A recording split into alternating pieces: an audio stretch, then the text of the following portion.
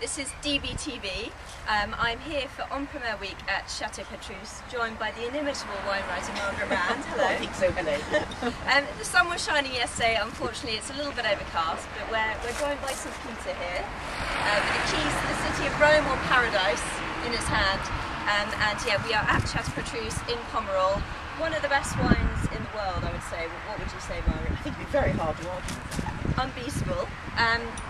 It is named Pétrus, we learnt today, because it is on the hill of clay, and when the clay goes hard in the sun it turns to stone, and stone being Pétrus in Latin. And we're here trying the 2011. We've just tried it. So Margaret, what were your thoughts? I think it's absolutely glorious. It's got this wonderful scent of violet, and it tastes of violets and spice, and it's got this concentrated fruit.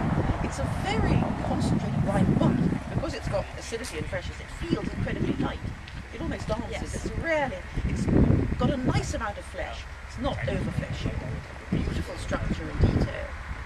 It's really, you can drink it now, it's so good. It has such lightness. Like Margaret said, it's got this wonderful perfume, this violet, it's kind of very feminine, but then on the palate it's kind of, I think Richard Bamford, who's here with us, was saying it's kind of brooding. It's got that kind of brooding, refined elegance. But it's how do you think it's going to develop? It will develop superbly. It is a keeper. I think the vintage generally is going to keep very well because it does have structure and beautiful balance. It's not a 2010, and it's been interesting how little hype there's been of this vintage throughout the autumn. Normally the Bordeaux get into hype mode in about September. And it's been total silence this year. And really, the wines are the most delicious surprise. They are. They're very lovely. ritual, aren't they? Yes. Yeah. Lovely. It's not going to be a speculative. It's supposed to be speculative. It's not going to be a collector's vintage in the way that 2010 was.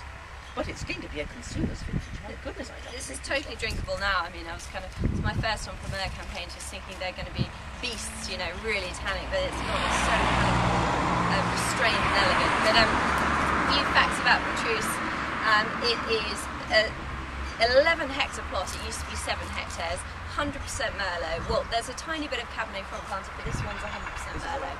And I think Merlot gets a bit of a bad whack, but actually this is kind of proof of the. Well, if all Merlot in the world tasted like this, it would be a star wine. But of course, most of it doesn't, and that's the problem with Merlot. Well, it's funny because there's Sideways, the wine road trip movie. They actually approached Pétrus and they said, "Oh, can we use a bottle in the movie?" Miles, the main character, nurses this bottle. He's just kind of suffered at watching his ex-wife get married again. He goes to a fast food joint and he opens his 61 Cheval Blanc in a paper cup. But they wanted to use Pétrus, but luckily they didn't, because most of the film you're kind of slagging off Merlot for the whole thing. But this is certainly proof of what it can do. Is this your first time trying Pétrus? I'm sure not. No, we come here most years. Yeah. And it's sincere. And it's supposed to be the clay-rich soil. That's what's the terroir, isn't it? That's giving it this clay and the blue clay and the Crest de Fer. Nobody really knows what the Crest de Fer does, and some people say the Crest de Fer is the secret weapon of terroir. And other people say, well, actually, it's not that special. It's different, but it's not necessarily so good. It's very difficult to know exactly what's good and bad in a terroir like this, but it is superb.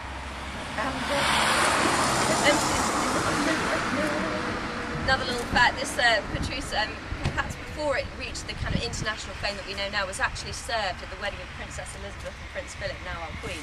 And it's her Diamond Jubilee this year, so I think we should cheers to that, Margaret. Drink to the Queen. Yes, let's drink to the Queen. Bless her. Cheers.